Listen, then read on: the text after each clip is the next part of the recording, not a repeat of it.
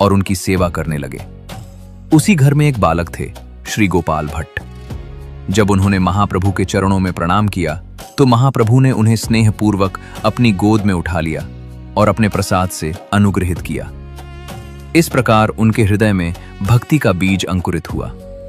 चतुर्मास के 4 महीनों तक महाप्रभु वहीं रहे और इस अवधि में श्री गोपाल भट्ट उनकी सेवा में लगे रहे। जब महाप्रभु के प्रस्थान का समय आया तो पूरा परिवार विरह में डूब गया। श्री गोपाल भट्ट उनके चरणों में गिर पड़े। तब महाप्रभु ने उन्हें आदेश दिया, अपने माता पिता की सेवा करें, हरि नाम का कीर्तन करें और समय आने पर वृंदावन जाकर भजन करें। समय के साथ वे शास्त्रों में निपुण हुए, परंतु सदैव महाप्रभु के चरणों का स्मरण करते रहे। माता पिता की सेवा पूर्ण करने के पश्चात वे वृंदावन पहुंचे, जहां श्री रूप और सनातन गोस्वामी ने उन्हें अत्यंत स्नेह से स्वीकार किया। वे सभी मिलकर भक्ति के प्रचार और भजन में संलग्न हो गए। महाप्रभु ने प्रसन्न होकर उन्हें अपनी उपयोग की हुई आसन दी और वस्त्र भेजे, जिन्हें वे अत्यंत श्रद्धा से पूजते थे। महाप्रभु के अप्रकट होने के पश्चात श्री गोपाल भट्ट गोस्वामी गहन विरह में डूब गए।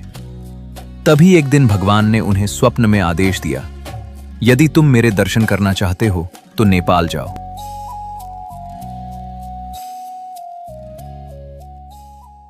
महाप्रभु के आदेश को हृदय में धारण कर वे निकल पड़े भगवान के दर्शन की ओर। नेपाल की पावन भूमि में काली गंडकी नदी के तट पर श्री गोपाल भट्ट गोस्वामी ने स्नान किया।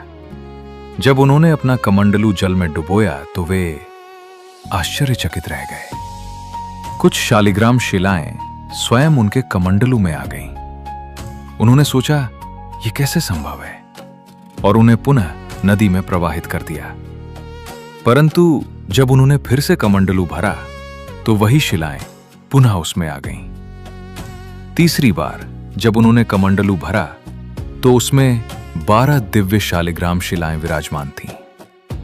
अब वे समझ चुके थे कि ये स्वयं भगवान श्री कृष्ण की ही कृपा थी। वे उन शालिग्राम शिलाओं को लेकर वृंदावन लौट आए। जहां भी जाते उन्हें अपने साथ रखते और अत्यंत श्रद्धा से उनकी सेवा करते।